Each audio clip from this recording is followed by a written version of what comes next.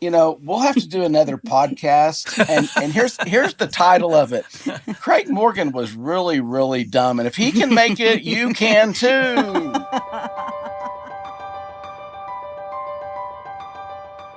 Oh boy. And it just shows you the naivety. I mean, years ago, at the very beginning, and we're trying to blend and bond and go down the road, we were at a I want to hear this story so bad. Oh goodness, I can't believe. All right, here we go. Here we go.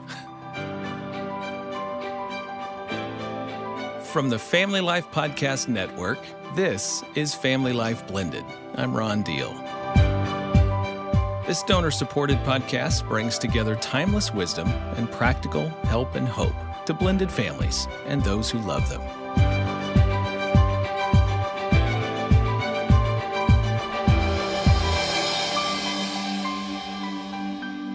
Welcome to episode 47, Lessons from the School of Hard Knocks.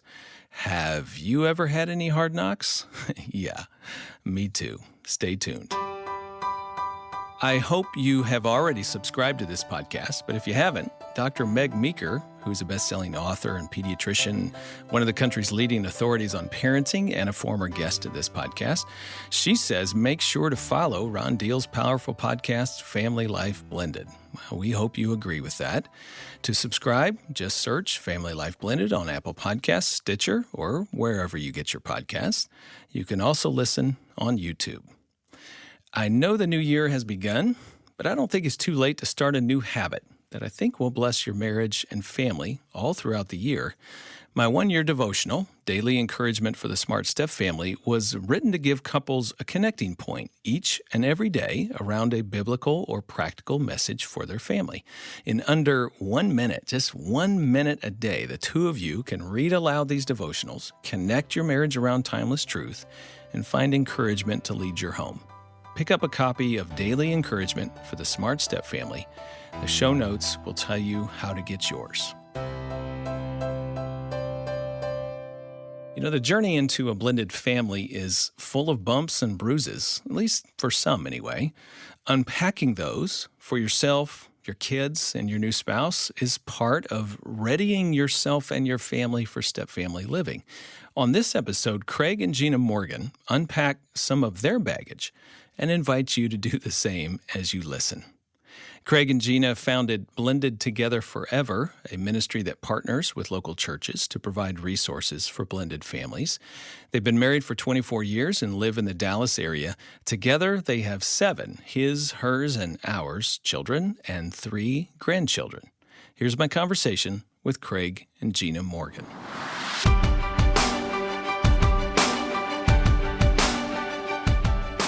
Craig, Gina, thanks so much for being with me today. Yes, looking forward to it. Glad to do it. So you guys have been married since 1996. Tell me about your family as of today. Okay, sounds good. All right. Well, we have 7 children between the two of us. We have his, mine, and ours, 6 boys and 1 girl. So our youngest is 25. Yep. The oldest is 36. Okay. That's quite a span, 25 to 36. That's right. And 3 grandkids now. Wow, that is fantastic. So how's grandparenting feel? Love it. It is the best. It is truly the best. Well, I'm not there yet, but that's what I've heard from everybody who's there. It's going to be a good time. I'm looking forward to that one of these days. So you got 1 girl amongst all the boys. Now, where does she fall in terms of the age range? She is smack dab in the middle. There's 3 on one side that are older boys and 3 younger boys on the other side, right in the middle. Mm. So she's in the middle, which means, I don't know what that means. I was going to say, is she the princess, the youngest child that everybody took care of, but she's somewhere in the middle. I wonder what she would say about being the only girl. Well, I think she would say a couple of things. She had to be tough because everybody around her were males. Mm-hmm. Second, she would say, well, Daddy tried to take her under his wing and And all the boys would say, "Yeah, if we wanted anything to get done, just go talk to Casey. That's our daughter." And then they get their way. So they ran it through her, and I'd say yes. If they came to me, I'd say no. They were so smart. I am not kidding you. They had this down to a perfect Yep. science. If they would go to her room, I knew there was a meeting going on because they wanted to do something. So they sold her on it, and then I would see her come down the stairs. It was like clockwork, and come into Dad's study. And the next thing you know, we were going to go play miniature golf. We were going to go bowling. So it was pretty fun to watch that. It is amazing how our kids figure us out. Oh yeah. Yes, that's so true. They find our weaknesses and they're happy to exploit them. Yeah, exactly. True. Well, 26 years now you guys been married. Is that right? Is my math correct? That's pretty close. Yes, it's crazy. It's been that long. You must have learned a few lessons from the school of hard knocks along the way. And that's one of the things I want us to just talk through. And we're going to do some reflecting back on earlier years in your family, even through your own eyes. You guys have written a book, Building Blocks to Making the Family Whole Again. And we're just going to be pulling some quotes right out of there, reflections that you guys have made on some of those early experiences and some of the lessons learned. Now, one of the things you guys talk about in the book, before we get to those, is you really feel like people need to unpack the baggage of a divorce or the loss of a spouse through death prior to forming another romance. What was your journey like to unpack your baggage? Great question. You go ahead. With mine, it was an ongoing process of trust all over again. I just had walls of fear because of pain. I also tried to shelter my kids from going through the pain. And I had to forgive people that hurt me, from an ex-spouse to her father, which was a spiritual authoritative figure in the church, to even I was angry at God, just to be blunt. And so mine was a slow process of rebuilding trust for my Lord, for other people, and even I had to forgive myself too, Ron, because I was pretty brutal on myself. I beat myself up thinking, how could I have let this happen? How could I not have seen this coming? What's going on, Craig? Why were you blind? That was my take. Pain creates really strong bricks, don't they? And brick on brick on brick makes big walls of fear. That's a good point. Yes, it does. And how did you work through that? I mean, because it's easy to say, okay, I recognize I have walls of fear, and yet I'm falling in love with this woman, and trust has got to come into the picture at some point. How do I break down my walls? How do I walk through that? What was it like for you? It was one of the dates that Gina and I had. We had gone to a Chili's restaurant, and I felt like the Lord was sitting next to me because there were so many connections that night. The one that comes to my mind is she said, "Well, I'm reading this specific Max Lucado book." And I said, "Well, I'm reading that right now too." And there were just all these connections. First, in our case, we had both, our former spouses left us. And so there was also that connection that we kind of went down with the ship. Right. And so there was trust there. And so it just was one step after another that I felt like the Lord was like helping us. And yet you had to take those steps. He was there beside you, the Lord was beside you, but you still had to move yourself into the way of trust, right? Absolutely. And it was a up and down romance for about 3 years until the light bulb totally came on. And when it did, I proposed pretty quick. After that, I said, okay. That was how it happened for me. Okay, Gina, so I want to get to what you had to unpack from your divorce in a second, but let's just stay with that point. So 3 years before he says, I'm ready. Right. Was that a long time for you? It was a long time. However, it didn't seem long when you've got I had 4 little boys. There was a lot going on. Divorce, it was devastating. It was hurtful. It was nasty. It was ugly. I didn't want it. The more I dug my heels in not to sign papers, the worse it got. We were living in Arkansas, actually, at the time in Hope, Arkansas. A group of ladies that I went to church with in Texarkana just put their arms around me and absolutely just prayed me through it. I could call them at any time of the night. I dug into the Word, which I never had done in my life. I kind of let my husband be the spiritual advisor, and I just, would go to church and get the kids ready, but never really dug in and got to know the Lord and trust the Lord. And it was like I lived in the landlord's house, but I didn't know him for myself. I let my husband do the talking with the landlord. So that is when I had such a change, and my faith began to grow, and got through it that way. Got through it trusting Him. Still had some scared bricks forming, but still, when I met Him, I thought, wow, we're going through so many of the same things together. Yeah. And in the same place, and reading the same things, and having that journey. We formed such a friendship over that, because it's not something you can explain to somebody else and them know what you're really feeling. Yeah. And could you tell that Craig was kind of working through the trust issue stuff? Well, not in the beginning. I mean, we'd gone through, what are all the stages? Anger, denial, just sadness. We had, I think, gone through so many of those. So I knew that we were working through some of the same things like that. Yeah. Yeah. Okay. So I think the lesson from the School of Hard Knocks takeaway for our listener right now is sometimes it takes one partner longer than the other to just get to a place of readiness to have unpacked what they need to unpack in their own life as it relates to whatever issue it might be. In this case, fear, pain, and trusting again. And giving each other some grace. And I know on the front end, though, I imagine you guys have talked with some couples since then who are dating, and one of them's tired of waiting. Is there something to be said for, there is a point of diminishing return, and at some point you may have to make a hard decision and walk away if the other person can't quite get there. I don't know, what are your thoughts around that? I do. I think there does come that point, but it's a different time frame for different couples.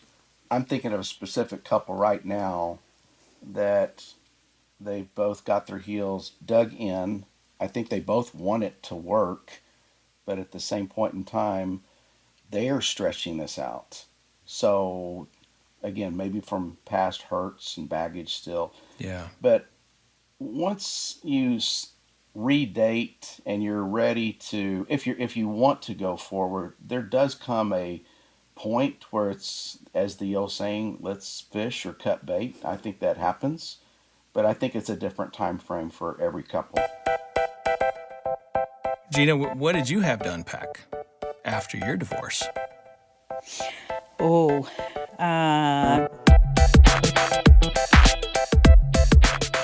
trust, abandonment,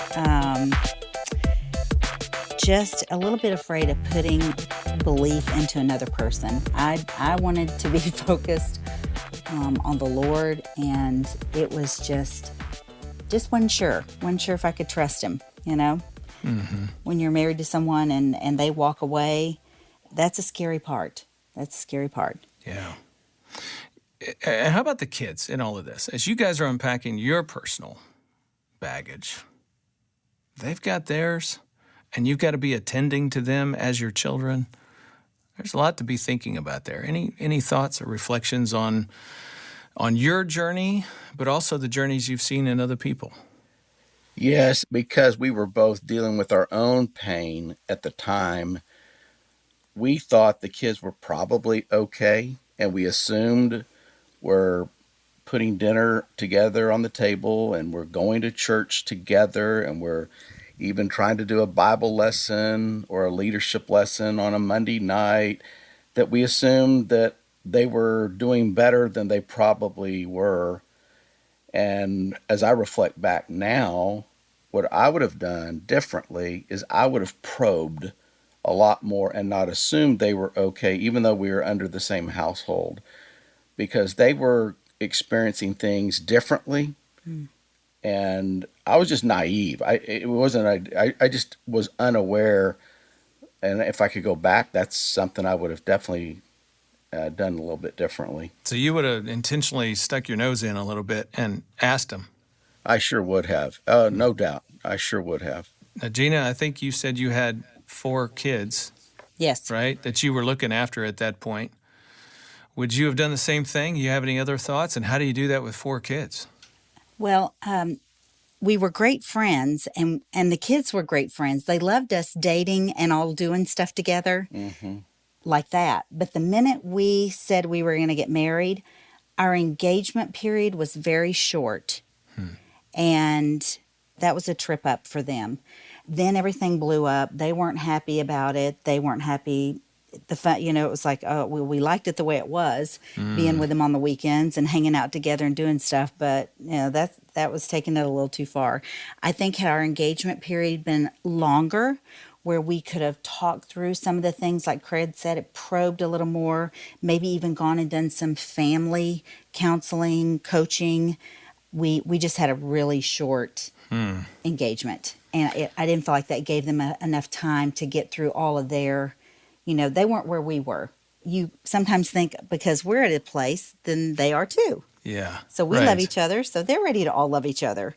And it wasn't that way at all.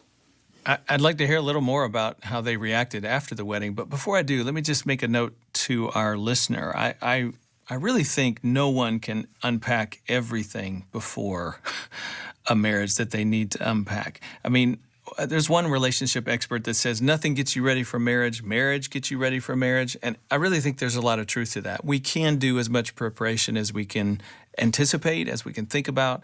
But there's certain layers of our heart and the residue from the past that's on us that we just can't see until life kind of throws you into the middle of something new, and the new requires you to deal with that part of you from the past. So yes, try to unpack. Divorce recovery is a good process. You're never going to get everything, and you kind of need to be okay with that. And then life will just kind of reveal more things that you have to unpack. That brings me back to the kids. So you had some assumptions, it sounds like the both of you, that you were in love, so they're going to kind of come along with us, and they gave every indication for a while there during dating that that's exactly right. We're in for this. But then things changed after the wedding. Looking back, do you have a sense of why that changed for them? I think that it finalized the death that mom and dad will not get back together. It's final. And I didn't know that at the time. I thought they'd be happy. We tried to take the high road. We didn't talk about our exes in a derogatory way. I'm sure we weren't perfect, but we didn't know that they were actually grieving this union that we were happy about. And again, they were all responding differently. There were 7. They were at different ages, but that's a factor when I look back. And now I understand it more. I didn't 25 years ago, but I now understand it a lot better. Gina, what are your reflections? I'm with Craig. I think that was such a final, it finalized any hope of, us getting back with with their dad and their mom, for Craig, that it all was like, okay, this is not just fun and games and we're having fun time on the weekends and ordering pizza and watching movies. This is going to be final. So, and like I said, we had such a short engagement time. Had we sat down and maybe talked a little more about what are your fears and what can we talk about to move forward with this that maybe you want to ask? Yeah, the word that keeps coming back in my heart right now, Ron, is loss. Different things they've lost, different people that they've lost, different things that I lost, different things that Gina lost. It's an exciting time, but it also is a parallel with that word loss, and that's tough. Yeah, so there was more loss for them after the wedding, required some adjustments, was harder for them than you guys anticipated, and so all of a sudden you begin to have some struggles. In your book, and we'll make sure there's a link to this information in the show notes, but in your book, one of the things you guys reflect on, and I really appreciated you doing this, is just talking about things that you thought back then and pointing that out as, again, life lessons from the School of Hard Knocks. Craig, you say this: Gina and I had primary custody of her boys when we first married, and they lived with us all the time, while my children split time between their mother and me. Over time, I began to resent the amount of time and resources invested in raising Gina's boys and felt that it was taking time away from my kids. That's one of those realities that hits you pretty hard. And what did you do with that? Oh, I carried it for a long time. I was very sad. I tried to not show that sadness. I tried to mask it. But, things had just been taken away, and stuff that I just never thought anybody could take away from me unless I did something really dumb, and I didn't. And so when I could see her boys 24/7, I had the thought of, well, I can't even see my own son 24/7. I don't even get to tuck him in at night. I don't, and just again, that loss, it was so hard. So I think part of that, if I could go back, I lost a little bit of the bio parenting edge because you don't toe the line on certain things that you may have said if they lived under that house. Like, well, we're all going to support each other. We're all going to go to such and such's game. Well, Dad, I got a project. Can I skip at this time? Now I'm in a precarious situation. If I toe the line as a dad and say, no, we said we're going to support each other, but, the ex-wife or former spouse is saying, oh, you don't have to go. You're over 14. You can make your own decision. Then I'm in that teeter-totter, and, it was a tough time. So that's why I kind of would resent some of the things that I couldn't even have with my own kids, which I wanted desperately. Yeah, so I'm hearing this theme. I mean, the divorce brought a lot of loss, a lot of changes you didn't ask for, a lot of pain. And then there's joy in finding this new bride and forming your family. But then even within that, for you, just like with the kids, there was loss. For you, there was new loss. I still don't get to be with my kids. And it's glaringly obvious to you when you're with her kids that you're not with your own kids. So even in that, things are being taken away from you. Yes. How did that impact your bonding process with her children? I didn't make the attempt early enough. I just assumed it was there, and it wasn't bad, but I didn't really go the extra mile to try to bond until later. And what happened for me later was really, it was Gina that helped me. I don't remember how long we had been married, but she told me once, she said, well, Craig, your dad has always been involved with you in your life, and that's why y'all are close. How do you think my boys feel if all of a sudden their dad's not involved in their life at all? And that made me think of, wow, what they'd felt and what they'd gone through. So it was at that point I really tried to be more of a friend and a buddy as well as a dad figure. So just really tried to understand the tracks that they had walked, but I didn't until that time, really. So if you were talking to somebody's listening right now, and Gina, I'd love for you to chime in on this as well. If there was somebody listening right now, it's kind of in a similar place, like they're just having a hard time moving toward their stepchildren and moving and building that relationship with them when they aren't able to see their own kids as much as they would like to. How do they justify that in their heart? What would you offer them to help them see the opportunity? You've got to get out of your own skin. It's not about me. It's about them. It's always about the other person. That's what Christ would want us to model to begin with. And I think when you're so enamored in your own pain, I feel it makes us become more selfish because we're thinking of me, even if it's pain. And we got to get out of our own way and do what Christ would model. And when you do that, you just have a different picture. It's about the other person. You go to them, you listen, and you try to be there. That's good. That's good.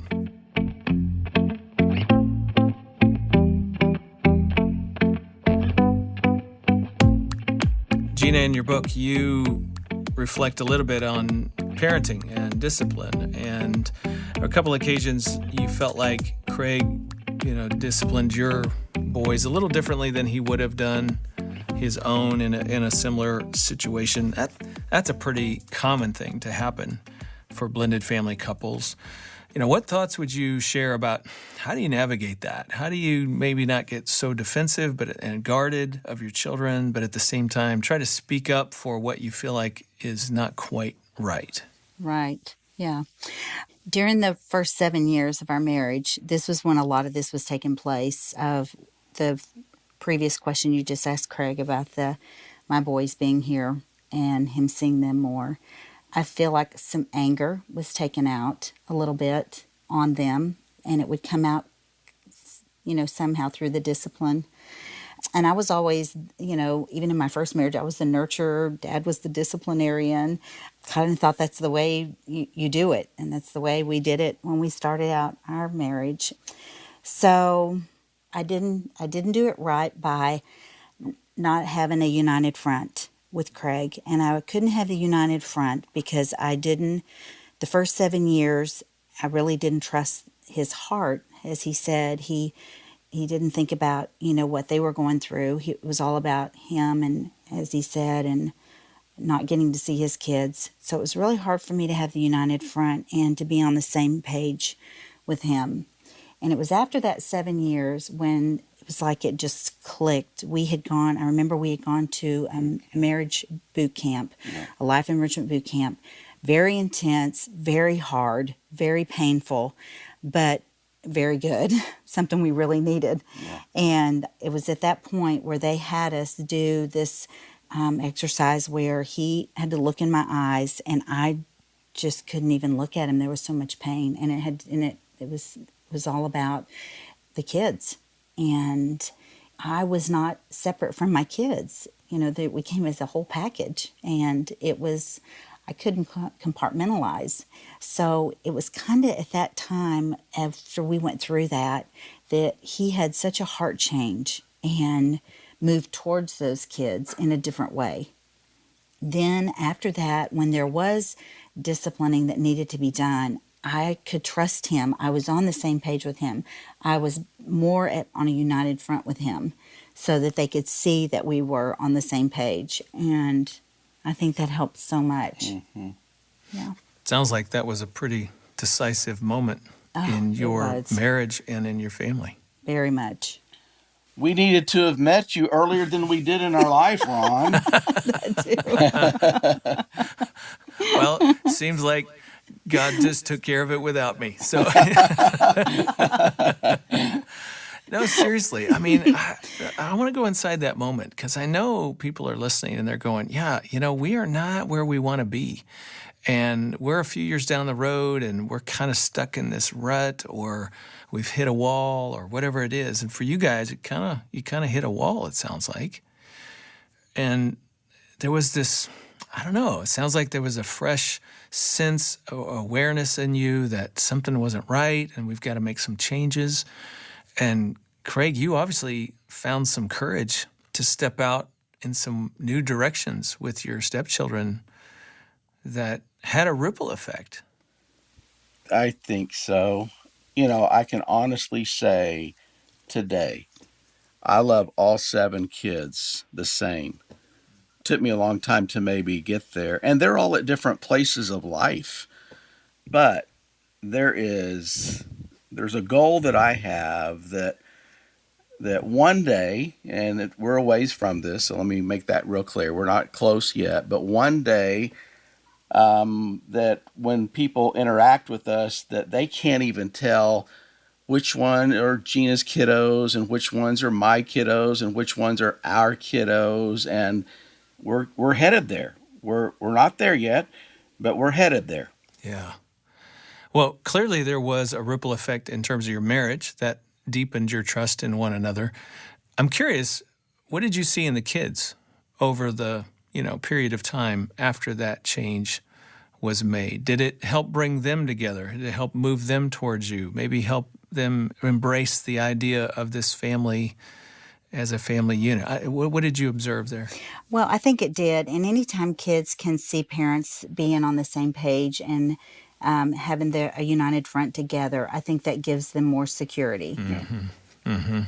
So I know that was a big help to them. They may not have liked some of it. Sometimes I think they don't want us to be on the same page, so they're smart. They know how to divide and conquer. We had a really smart group here. Yeah. Just say that. We had to stay on our toes 24/7. But I do think it helps when they know that you're on the same page, and it gives them a sense of security. It does. And as you said in one of your teaching, Ron, it felt like I came from the back seat and got to sit in the front seat. That's a really nice moment when that happened. It is. One of the things we're really reflecting on here for the listeners' benefit is what we call the integration years. That's what we call it when we're in ministry. Craig and Gina are involved in ministry where they are, and they do a lot of teaching as well. And the integration years is where all the hard work takes place. It's basically somewhere in the first decade. You're trying to figure out how to be family with one another. And if there's something that will derail a blended family, it's that. If you can get through the integration years and find your fit and your togetherness, then blended families over time increasingly look more and more like biological families who just have regular problems like everybody else in the world. And so that's a really great time. But that means you have to endure the trial and error, the figuring out of the integration process. And you make mistakes and you learn from them and you keep going on. That whole period can be stressful for people. Do you see that with the couples you work with in your ministry? We do. I think it's a naivety of an expectation that, well, we'll go after this for the first 3 months and then we'll all live happily ever together. We're going to go on down the road. I'm like, whoa. Love the thought. However, probably not a realistic expectation that in 3 months it's going to go. And I think we just kind of come in with unrealistic expectations. And that's the first thing that comes to my mind. That's right. Gina, is there an expectation that's unrealistic that you find is a common one among couples that you work with? Yes, we do. Usually it's my part. Mine was the unhealthy expectation. I thought we were going to look like the Brady Bunch. And, if Craig and I were in love and happy, then we were all going to be in love and happy. And that this was just going to be so much fun. And that's the way I came into it. And it wasn't quite that way. And we have found that normally one is like that and one isn't in couples. And I was the one that just looked at everything through rose-colored glasses, that this was just going to be a blast and how much fun we were going to have and everybody was going to be in love. But it took a while. Having that expectation can be problematic. When one of you has it and the other one doesn't in a marriage, that can also be problematic because one of you is optimistic or overly optimistic and the other one's going, I don't know, wait a minute. Next thing you know, you're arguing about your expectations. Yeah. We may have done that. It's funny how that works against you. Speaking of expectations, in your book, one of the things you guys do is reflect on some of your early vacations together, and you thought it would be a good idea in one scenario to team up, Craig and his kids against Gina and her kids and have the competition. How'd that go? I mean, years ago, at the very beginning, and we're trying to blend and bond and go down the road, we were at a, I want to hear this story so oh, bad. Goodness, I can't believe. All right, here we go. Here we go. We were going to play miniature golf or actually go to a golf course. And none of us really play golf. I mean, I can play golf. I've got my oldest son. He's good. He'll play. But I had this bright idea that thought, well, of course her kids are going to want to play with Gina. I mean, that's her kids. So that would be one team. And of course, my kids would want to be with me on my team. And so we'll just have a fun little competition, you guys against us. And I look back now and think, how dumb, how dumb. I think by the end of the game, I had put the tee down and had the ball and was aiming it at Craig by the end of the game. So it didn't go well. Let's just say it that way. So, School of Hard Knocks taught you a good lesson. What did you do after that? Did you regroup? What was your approach after that occasion? Yes, I think couple things jump out. One was we actually went to Houston to see you at a weekend conference, and light bulbs were going off left and right. And I thought, oh my goodness, I wish I'd known all this years ago. And I don't even think I wanted to go with him to that. Yeah. And then second, it was just like, we're going to just redo everything. We're going to, I tell you what, there was one huge thing we did, which I think would be the help for anybody that's walking this road. If we didn't have our strong foundation in Christ and our belief in each other, we may not be looking real pretty right now, and it may not be going real well, but somehow, some way, God redeems everything, and that means everything. And if we didn't have that to hold on to, we probably would have re-divorced. So that was the one thing that we definitely did right. Right. That and the fact that we were both so stubborn, and we were determined that we wanted our kids to see something work out. They deserve to see something work. They deserve to see us work through things, and that you can come to the other side of it, but you've got to work through it, and you've got to put the work in. We worked really hard. Yeah. Like we went to one, if not two, marriage conferences a year. We had a friend that is a life coach that if we needed her, which wasn't often, but when we did, we would go in and have a couple of sessions. It was always funny how Craig would always really straighten up when I'd make that appointment. That always would happen. That's awesome. You learned where your power was. That's good. We worked really hard. That's what I tell people. It is hard work. It's harder than the first go around. It's hard, very hard work, and you've got to be willing to do the work. And and looking back, this has always been something, Ron, that has bothered me, is that we have the marriage seminars. We have the blended seminars we can go to for families, for husband and wife. But when we come home and we feel like things are great between us, their hearts are still broken, or there's unforgiveness, or there's been hurt feelings, or, we've got to come home and keep in mind that they're still broken hearts, and they don't have everything resolved like we might have some things resolved. And that if I could go back, I would have sat down more with them and let's have some family meetings over what's working, what's not. You would have tried to give them more voice? Is that what you're saying? Absolutely. Yes. No doubt. Yeah. Just try to get into their world, or maybe even one-on-one time, or whatever it was, to help draw out of them what was stirring inside. Right. Absolutely. I'm so glad you brought that up, because this podcast is going to go to a bunch of adults. The mom, the dad, the step-parent is going to listen to this. And I'm well aware that kids have their passions, their desires, their beliefs, their hurt, their pain, their expectations. Like, that's as much as the adults feel all of those things, kids feel all of those things too, to varying degrees depending on their age, but it's in there. And the hard part is drawing that out. Like, we don't really have good systems to communicate to children. Like, maybe we need a podcast for kids. I don't know, But in between now and then, what does need to happen is parents need to figure out how to have conversations. Right. Sometimes hard conversations with their children. Sometimes one-on-one. Sometimes in little groups. You become the conduit to carry what you're learning and try to figure out what the kid version of that, and see if you can't help give them some guidance as they're thinking about their family as well.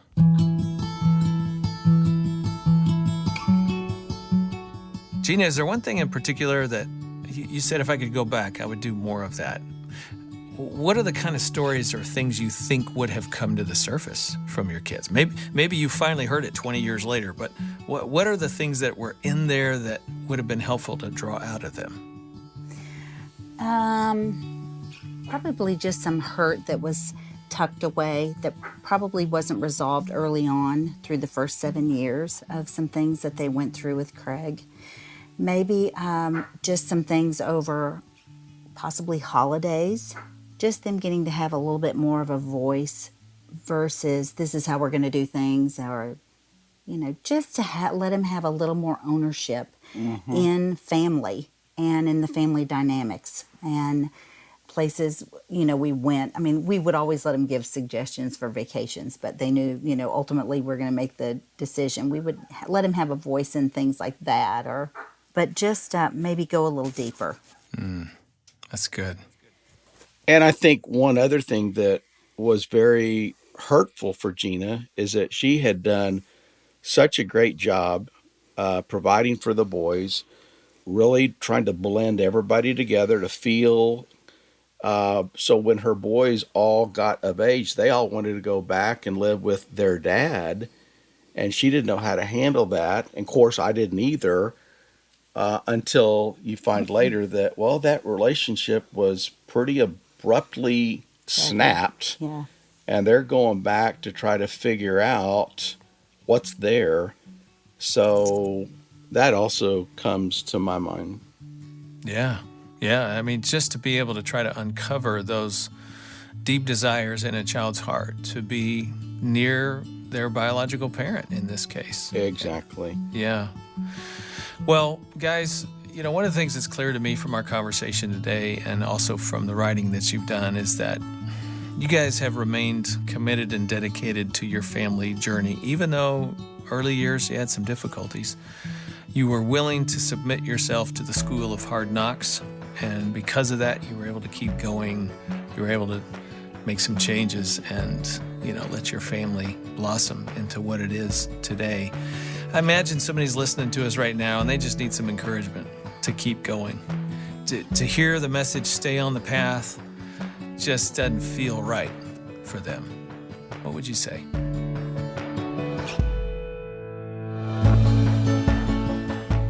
You've been listening to my conversation with Craig and Gina Morgan. I'm Ron Deal, and this is Family Life Blended. We'll hear their response to that question in just a minute. My conversation with Craig and Gina highlighted how loss can, among other things, paralyze us as parents and complicate the bonding process between step-parents and children. In my book, The Smart Step Family, I suggest that parents get out a piece of paper and just start writing down their own losses and those they perceive in their children. It's really a good exercise, but it's a pretty hard one because you need to be aware of what's going on in yourself and in your kids. Most people feel the effects of loss. They get irritable or withdrawn in relationships, maybe a little depressed, but they don't actually track down where it comes from. So find some courage, if I could encourage you to do that. Get out a piece of paper, talk to your spouse, make a list of the things you and your children have to grieve, and then talk to God about it as you list them. And then find the safest person in your life and share the list. This is called grieving. And you have to do it so you won't be a victim of loss.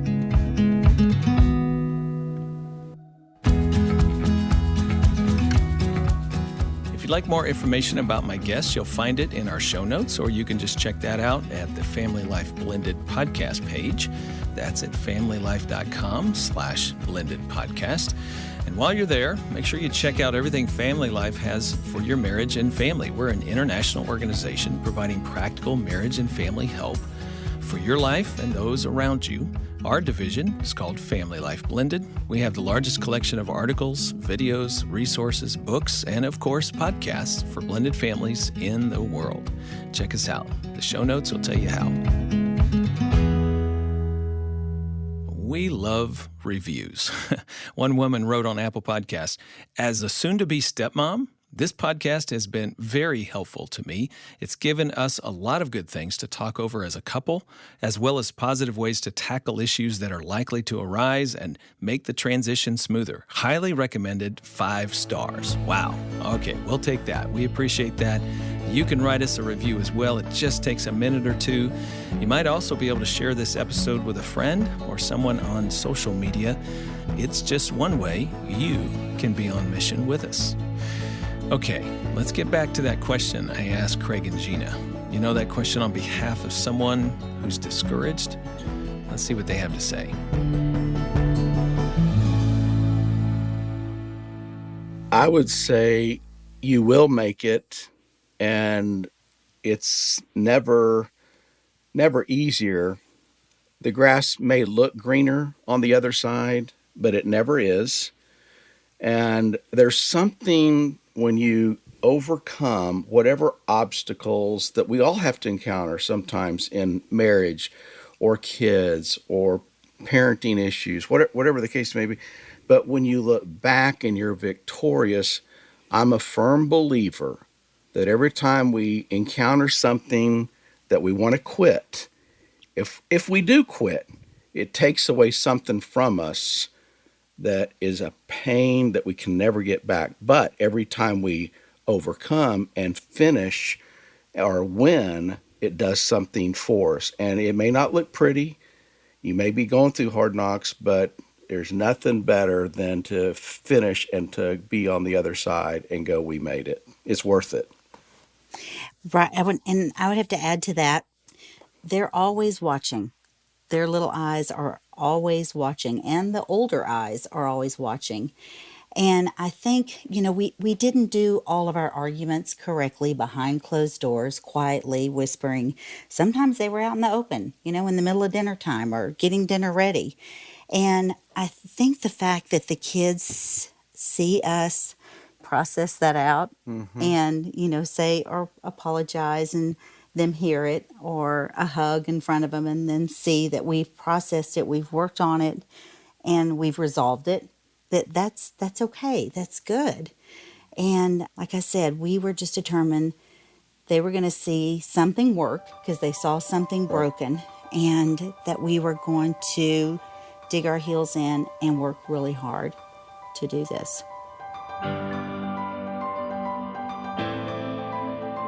Next time, we'll hear from a number of guests and a panel of parents sharing ideas for helping children move back and forth between homes. Some of it was, I just don't have the clothes over here that I feel that I want to wear. Okay, well, then we need to go shopping and we need to figure some of that out. What is the message to a child if they don't have everything they need when they show up at the other home? That they're a visitor. Wow. That's sending and receiving kids between homes next time on Family Life Blended. I'm Ron Deal. Thanks for listening. And thanks to our Family Life Legacy partners for making this podcast possible. To help us produce this podcast and other resources, you can make a tax-deductible donation specifically for Family Life Blended by going to familylife.com/blended podcast and clicking the donate button. Or if you'd rather, you can always call us 1-800-FL-TODAY and tell them your gift is for Family Life Blended. Our chief audio engineer is Keith Lynch. Bruce Goff, our producer. Our mastering engineer is Justin Adams, and theme music provided by Braden Deal. Family Life Blended is produced by Family Life and is part of the Family Life Podcast Network.